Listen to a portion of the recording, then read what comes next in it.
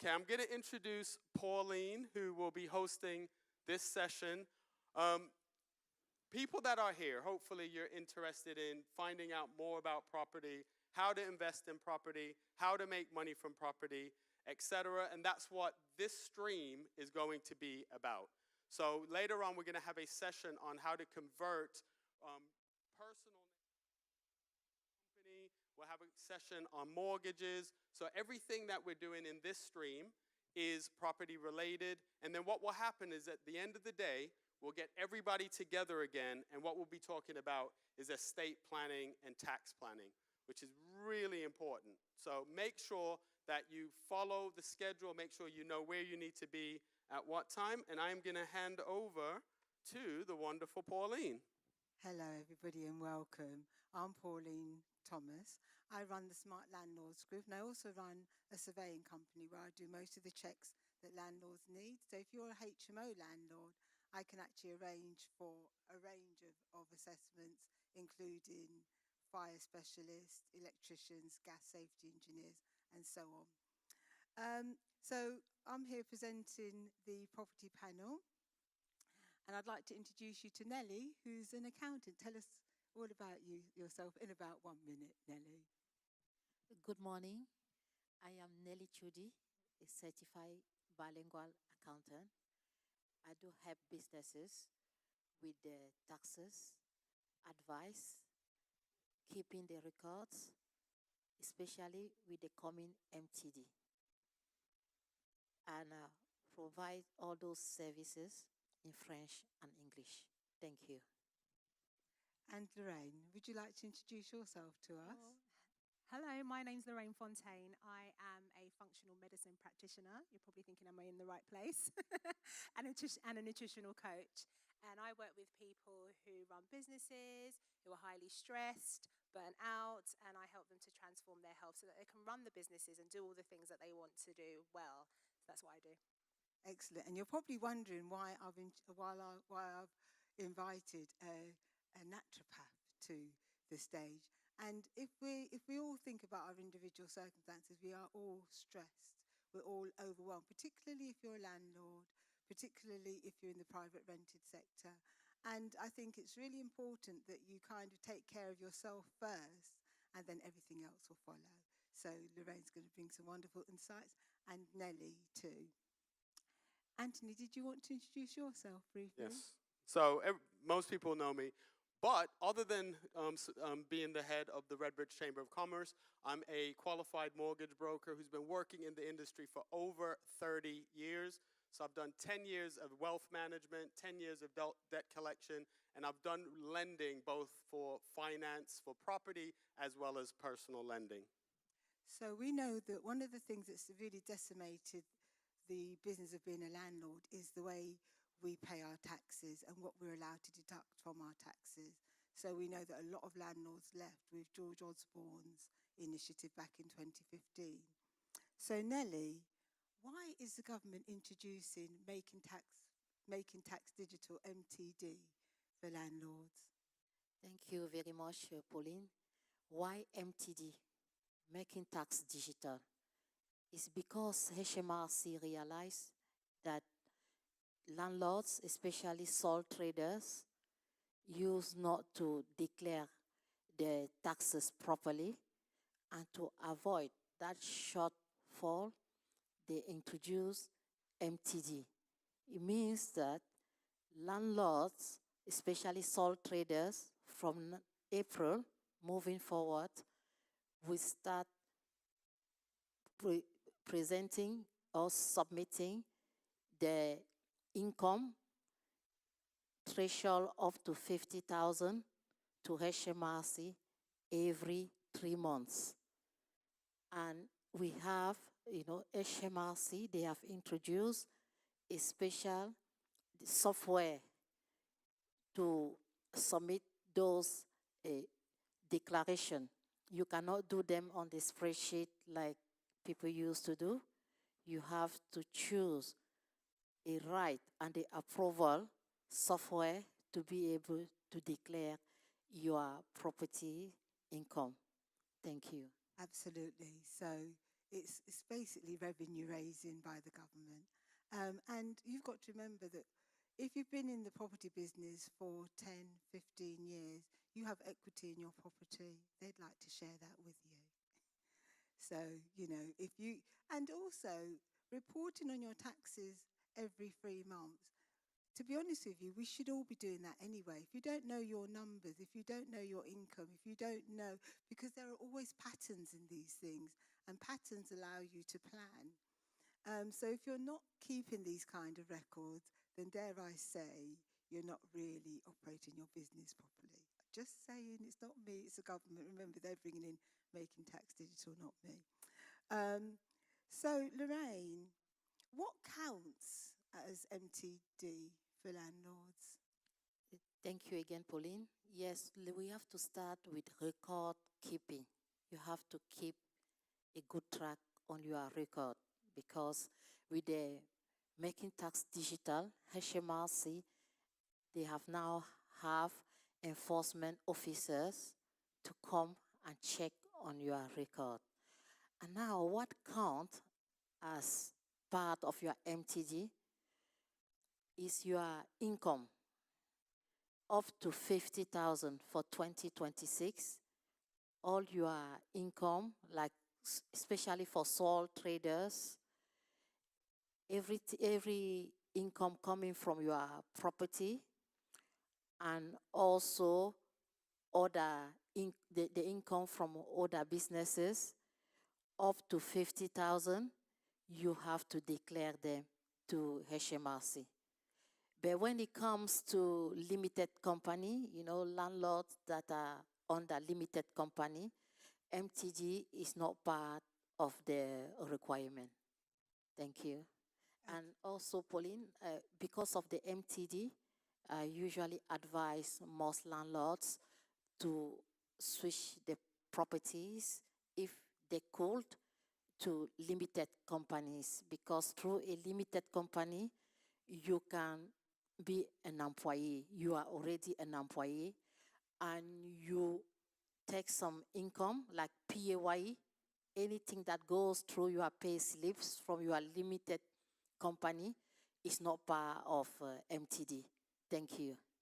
And I know from our conversations that you've got some very good strategies for helping landlords through navigate these choppy waters and how to handle these situations.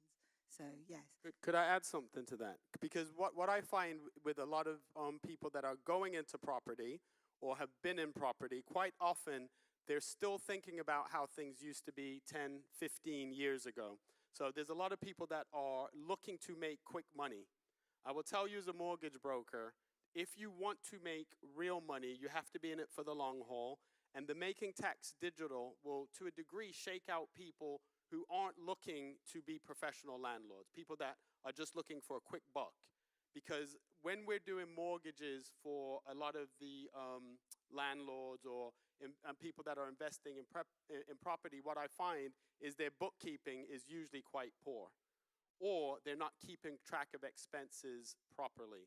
So I would just say that, quite often we criticize what the government is doing and different policies that they put in place, but at this juncture, it's a good opportunity for people who are serious about going into property and have a long-term strategy rather than a quick buck strategy. Now's a good time to get into it, because there's a lot of properties on the market right now, because most property landlords that I know are selling properties because of the renters reform bill. Thank you very much, Anthony. Thank you for pointing that out. Yes, a lot of people, they are struggling to have mortgages because of that pour of paperwork. When you have the right accountant, we can guarantee, let's say if you come to me, I can guarantee you by going through your paperwork and making that in order according to HMRC, you will be 100% be able to have your mortgage or your property. Thank you. Excellent. So you can see that one of the common pitfalls, I think, is that landlords leave things to the very last minute. If you've got to submit something on the 31st or the 6th or the 1st, you wait for the week before, with making tax digital, that is not going to be possible. You need to source your software very early. You need to integrate your income and expenditure and enter that into the software so that everything's ready.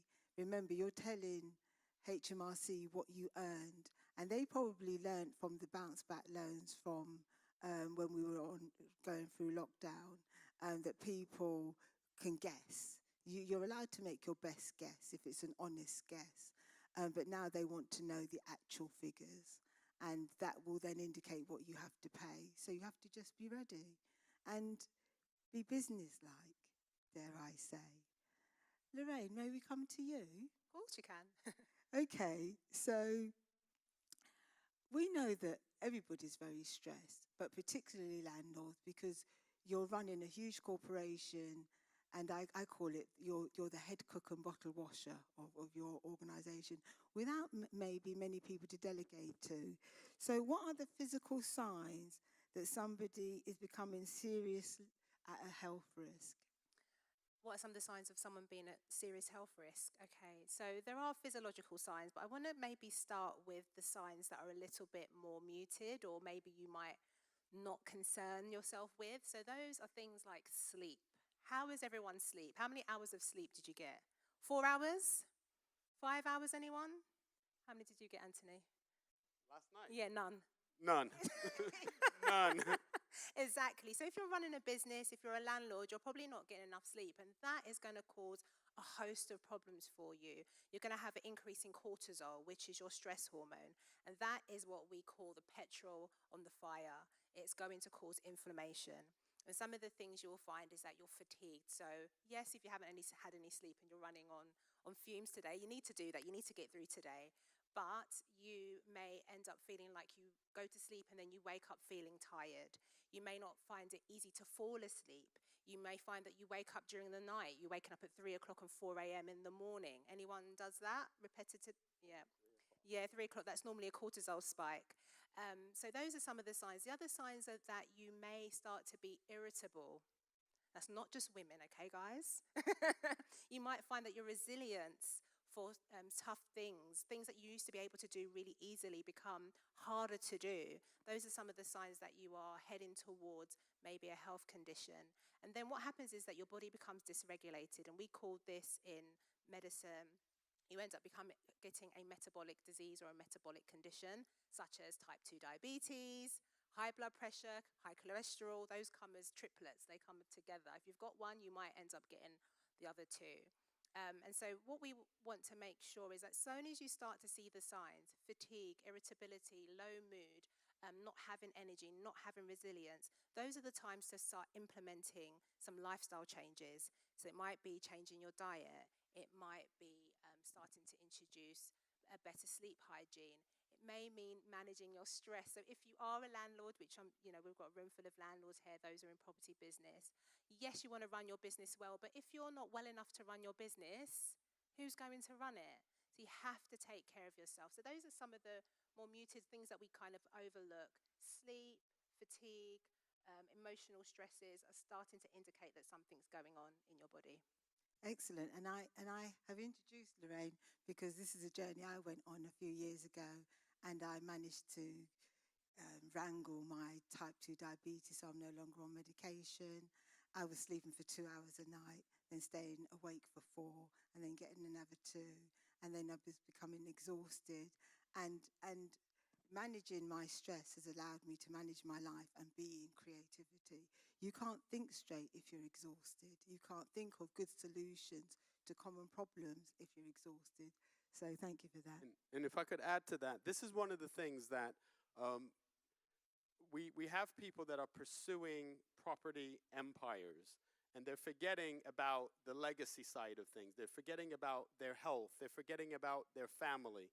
So one of the things that was exciting to me when Pauline and I were talking about this panel is we don't want to just bring you here and talk to you about making money and taxes and building a property portfolio, because if you aren't healthy, you won't be able to enjoy any of those things. And what I find when I'm doing a mortgage for someone, especially property landlords, the moment you start talking to them about protection, The moment you start talking to them about key worker protection or life cover or critical illness, despite the fact that you have full transparency of all their finances, so you know it's not a price issue, but people switch off when you start talking about anything that is not like a direct link into how do I put money in my bank account. And the other thing that the stress causes is quite often early death, heart attacks, strokes, things of that nature. And because many property landlords don't have the right estate planning in place, who do you think takes everything? Who? The government. The government will take things, not because they're greedy, and not because there's some, dark art behind things, but because there are different things in place. There's the rules of intestacy.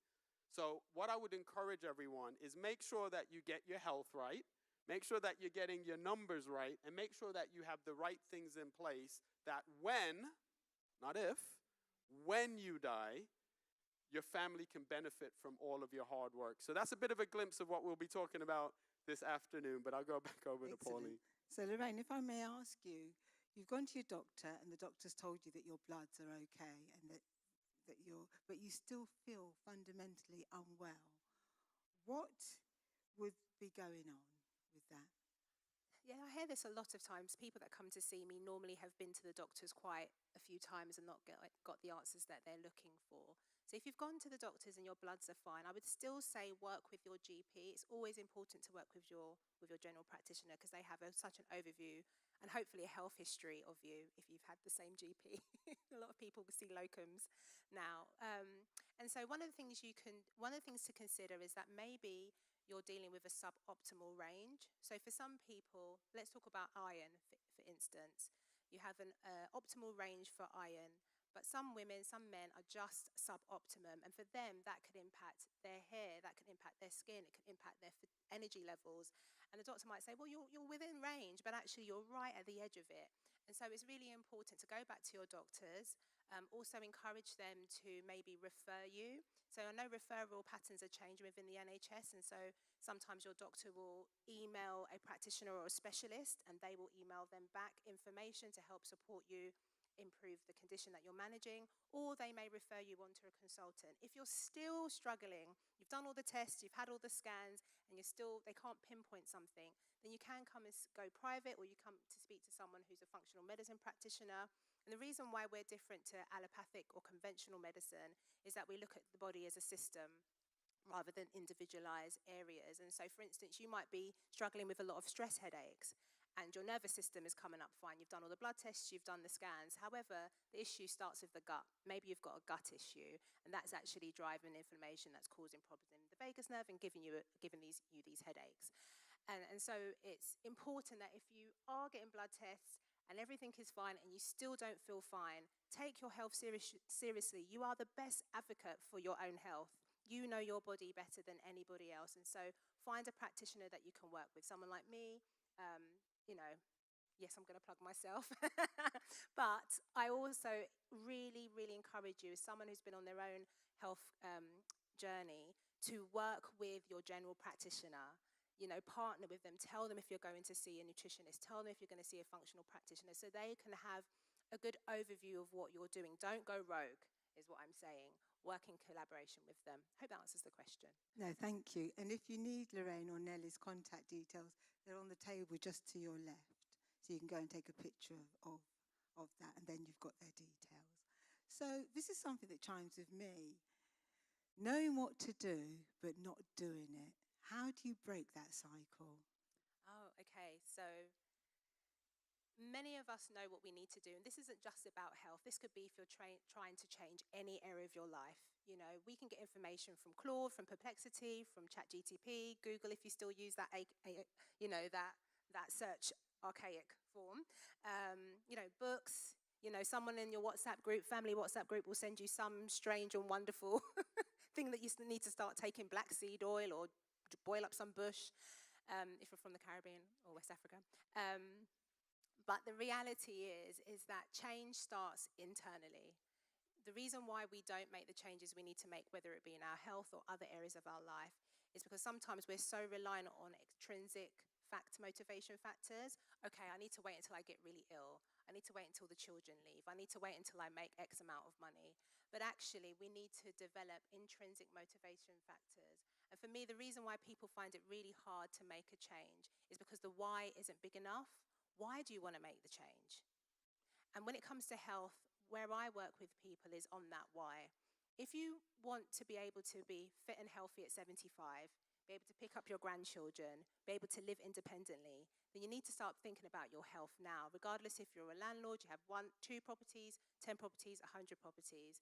You need to think about where I want to be when I'm 75, when I'm 85.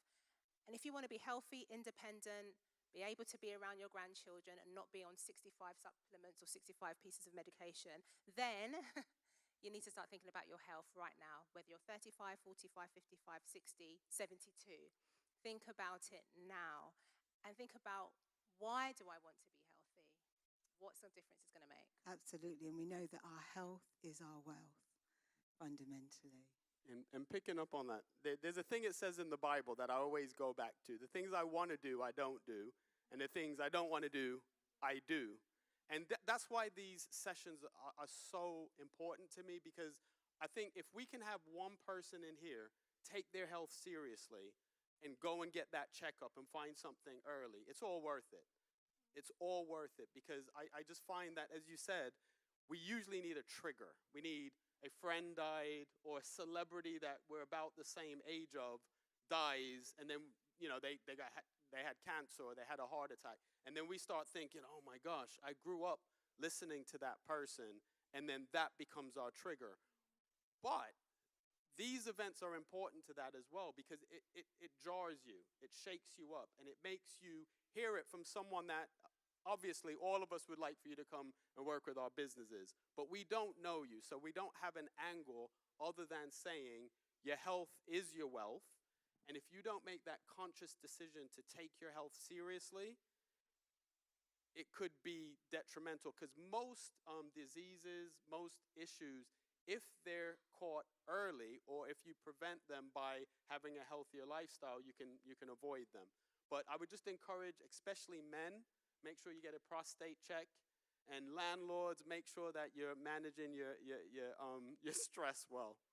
And whether you've had a diagnosis or not, where the mind goes, the energy flows.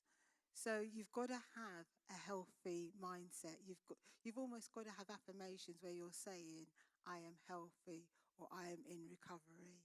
I can be better. I am better. Said positively, these things can really influence your outcomes. So Anthony, with all that's going on in the world, how is the current volatility impacting mortgages? All right, so for what I've found with a lot of portfolio landlords, they're getting frustrated with me, because the lending process is a lot more challenging now. So the stress testing is a lot more challenging now. So I had a client not too long ago, had like 4 properties with a particular lender. So he's already with that lender. He's buying a house up north, like a cheap house, 100,000. He's paying down 25%. He has like 300,000 pounds in his business account, and he's already with this lender. And in the process of doing the mortgage, the lender came back and said, well, in 2021, they went off the voters roll for a while. Why did that happen? So I say that to say this. There's a lot of things that are happening right now in the world of mortgages that's making it more challenging for everybody, but specifically for landlords. And with the things that are going on with the war and everything that's going on in Iran, most lenders, and I'm sure you'll agree with me, they're pulling deals. So what that means is they have a stated rate right now, and they're saying as of Friday at 12 o'clock, that rate's no longer available. So what can you do as a landlord? First and foremost, if you are looking to purchase a property, start talking to a mortgage broker early. Don't wait until you found the property and everything has to rush through. If you need to remortgage, as soon as you receive the notification from your lender, speak to a mortgage broker, because then they can go and compare. Right now, things are bouncing all over the place, and I get that, but make sure you speak to a mortgage broker. And the other thing I would say is, if you're working with a mortgage broker, work with someone you trust, someone you know, someone that you're going to be open and honest with, because that's the only way we're going to be able to find you the best deals by understanding what's going on, especially in the market being so volatile at the moment. So why should someone come to a broker instead of going direct to the mortgage company? Good question, Pauline. The reason why you'd want to go to a mortgage broker is because most mortgage brokers use the exact same systems. So I'm not going to sit up here and say, I'm going to find you a deal that Hasvi can't find you. So it really comes down to customer service.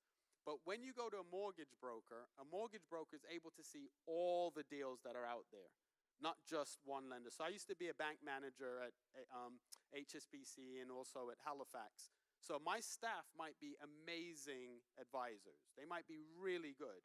But when they're talking to you, they can only talk to you about their product. So they can only talk to you about Halifax or HSBC.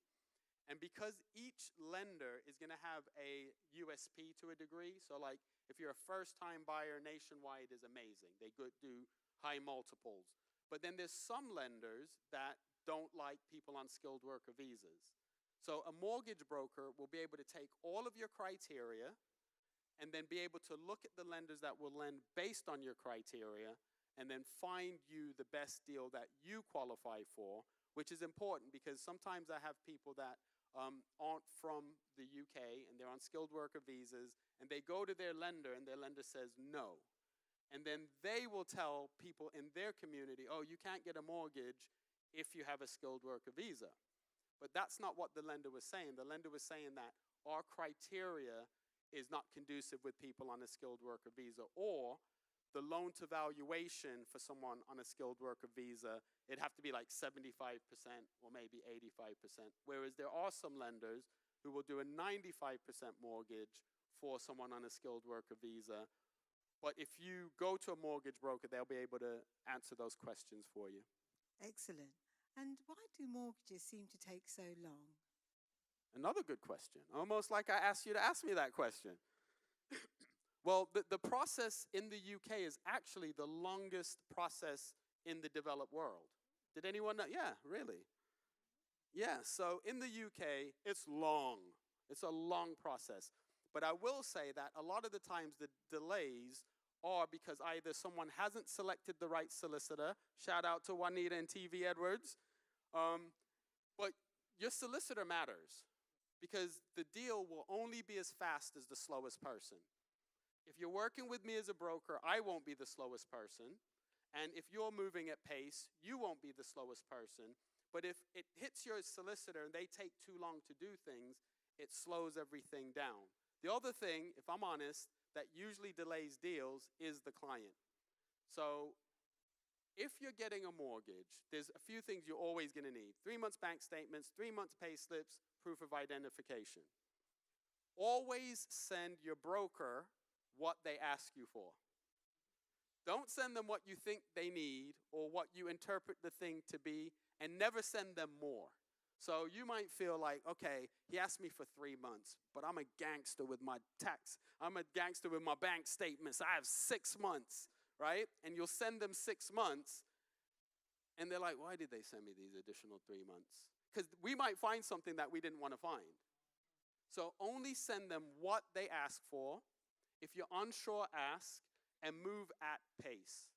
And the last thing I would say, the way my process works, if they've asked you for 4 things and you only have 3 of the things, send the 3 things that you have. Don't wait until you have everything. But the process takes a long time because the process takes a long time in the UK. The things that can speed it up is a good solicitor, a good broker, and you as the client being responsive to the requests. So, the audience, is now your turn. Does anybody have any questions for any of the panelists? If you'd like to raise your hand and maybe you could ask a question. And if not, Nelly, if I was coming to you as a landlord who was at the very, very beginning of my journey, what would you advise me to do? What would you like me, how would you like me to behave in terms of submitting my details to you for help? Thank you Pauline, the first thing is all about paperwork. Anthony just mentioned, when you have your paperwork right, everything works smoothly. That is the secret.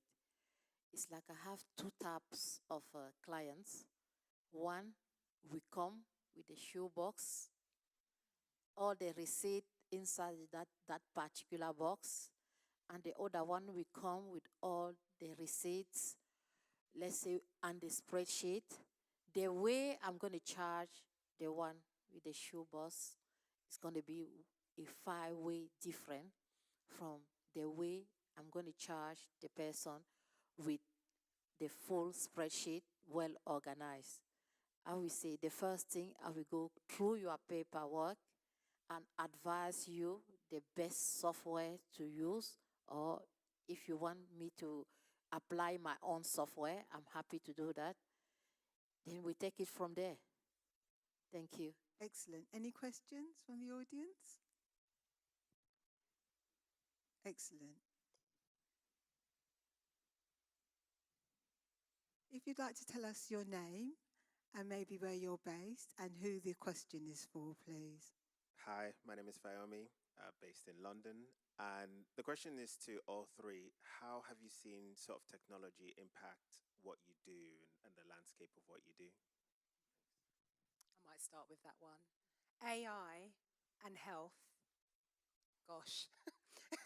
People come to me with a whole host of things that they've found. And so I think AI has been excellent because it is, Perplexity, for instance, is connected up to research papers and does a really good job of disseminating the information in the health space. And so if you've got a health condition and you go there, go to that platform and put in your symptoms, you're probably going to get a good broad spectrum of things that could be going on. And it's helpful for me as a practitioner if you come with the things that you think are wrong, because then we can have a conversation about it.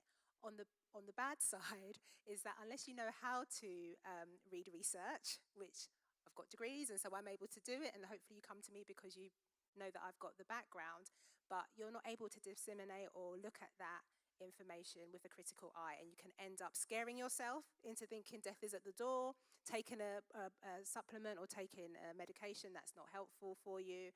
And so it's got its pros and cons, but I think moving forward, AI in my field is excellent, because I think the more that we know as humans and we're able to help our own selves and feel empowered, the better. Excellent. And to you, Nelly, please. Yes, for me, technology has been a massive and a wonderful impact for my business. Why?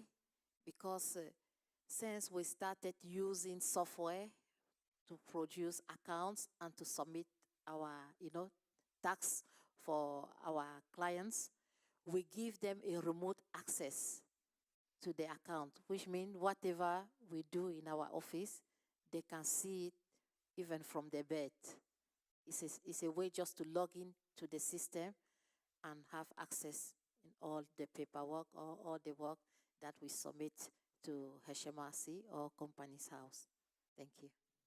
Excellent. And you, Anthony, please. And I would say, as a broker, it's amazing, because most of the job of a broker is searching through criteria, searching through deals, putting the admin side of things together. So it's really useful in streamlining that process. But what I would say there's two things actually.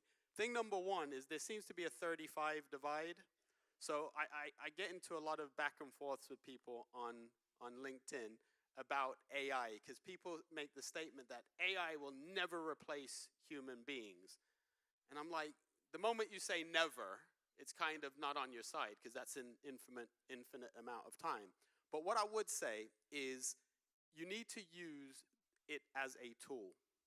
So if you don't know anything about the thing and it spits something out, you can't validate it. Whereas if you have experience, you have degrees, you have knowledge, you can use it as a tool, a force multiplier, to make what you do better, that you can be more competitive, that you can provide a better service for less. So a lot of people above the age of 35, which would be me, what has happened is they've spent the last 35 years or 10 years or 30 years developing this skill set that's become their personality. So when someone now says, well, actually, we don't really need to come to you, Mr. Guru. We can use AI. They're taking that as something against their ego. So I would just say you have to have the right balance. If you're not using AI, you're missing the boat, and you will probably lose business to your competitor who is using AI. But use it with wisdom, make sure you sanity check it, but certainly use it. Absolutely, and I find that as a business development mentor, that I'm certainly finding that my clients are able to do more functionally with AI than without it. But you often have to prepare some data sets to give AI, or the more commands, the better the commands are that you give to AI. And the more you use your AI, the more it learns about you and it's able to give you better answers. It certainly has sped up my ability to produce articles, but then I have to spend a bit more time researching every one of those references AI gives us, because we know AI hallucinates. It would take, in a conversation, it will switch places. And sometimes in court cases, it's been noted, and this is across all the different courts, that they've referenced cases that don't exist to judges in front of judges that didn't exist, and it asserts positions that don't exist in cases that do exist. So it will get things wrong. So you do have to do some checking. You do have to have some discernment of your own. And that's why it's really important to look after your health, so that you're able to recognize those. You're able to use your intuition. You're able to be in creativity and see these things for yourself as they're coming at you. So, thank you to the panelists. Any other questions, please? We've got a few more minutes. This lady at the front, I think, was first, and then there's somebody at the back who's going to come down a little bit, and then we can maybe take those last few questions. Please give us your name, where you're located, and who the question is for. So my name is Hajri. I'm a broker like Anthony. I've come all the way from Northamptonshire, to think a bit. The question is for everybody on the panel, really. Given what's happening now, all the negativity, interest rates being pulled, landlords ditching their portfolios, health becoming more of a crisis, the pressures are there, taxes changing, businesses wanting to just jump off cliffs because things aren't working, it's all very expensive. How would you advise a person coming into property as an investor with little capital, and what sort of places would you signpost them to go to? Would that be something you could help? So I'm going to take the first respond first, and then I'll come across my colleagues. So I would say, do your numbers.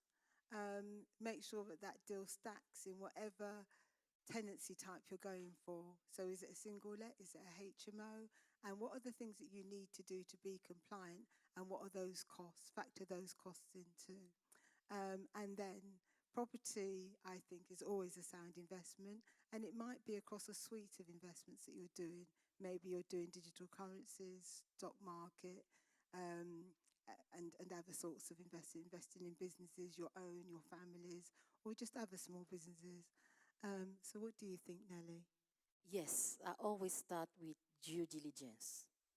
Do your due diligence in any area your mind is telling you to go for.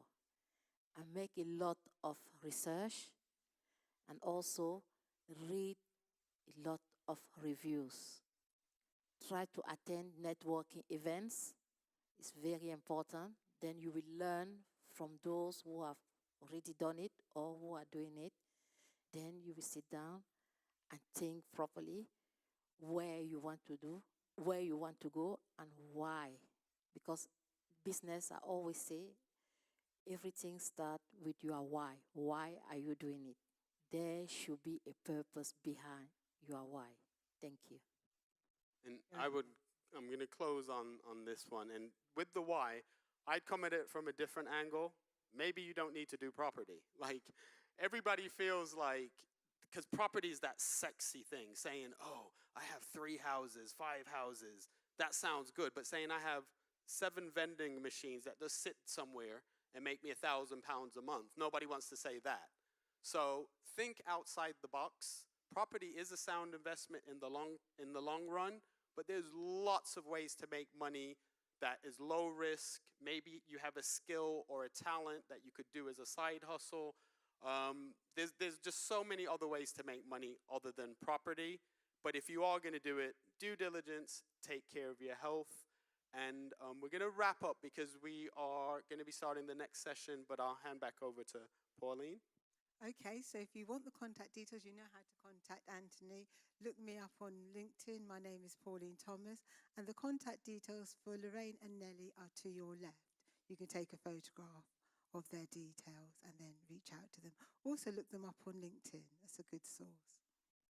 Okay, thank you, everybody. We're going to be having some more property sessions, but right now, if you make your way to the 4th floor, the next session will be starting in 15 minutes on the 4th floor, and then we'll be back then we'll have lunch, then we'll be back in the auditorium. So if you make your way to the 4th floor, there are elevators, and there are also stairs. Thank you.